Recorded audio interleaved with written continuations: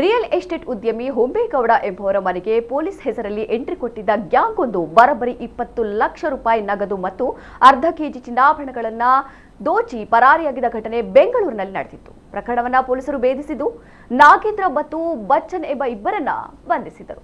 ಆದರೆ ವಿಚಾರಣೆ ವೇಳೆ ಶಾಕಿಂಗ್ ವಿಚಾರವೊಂದು ಹೊರಬಿದ್ದಿದೆ.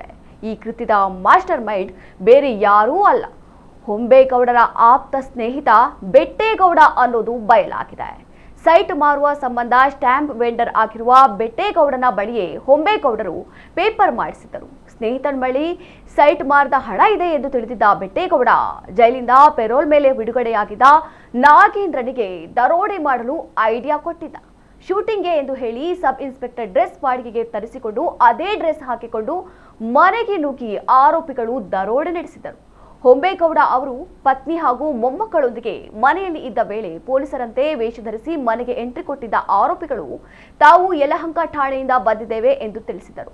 ಬ್ಯಾಗ್ ಮತ್ತು ಡೈರಿಯನ್ನ ಹಿಡಿದು ಬಂದಿದ್ದ ಕಾರಣ ಆರಂಭದಲ್ಲಿ ಮನೆಯವರು ಆರೋಪಿಗಳ ಮಾತನ್ನ ನಂಬಿದ್ದರು. ಆದರೆ ಬಳಿಕ ಆರೋಪಿಗಳು ವೃದ್ಧ ದಂಪತಿಯನ್ನ ಬಂದೂಕು ಮತ್ತು ಚಾಕುವಿನಿಂದ ಬೆದರಿಸಿ ಅವರ ಕೈಕಾಲುಗಳನ್ನು ಕಟ್ಟಿ ನಗದು ಮತ್ತು ಚಿನ್ನಾಭರಣವನ್ನ ದೋಚಿದ್ದರು. ಇನ್ನು ಹಣದಾಸೆಗೆ ಆಪ್ತ ಸ್ನೇಹಿತರ ಮನೆಗೆ ಕನ್ನ ಹಾಕಿದ ಬೆಟ್ಟೇಗೌಡ ಸದ್ಯ ಕಂಬಿ ಎಣಿಸ್ತಾ ಇದ್ದಾನೆ.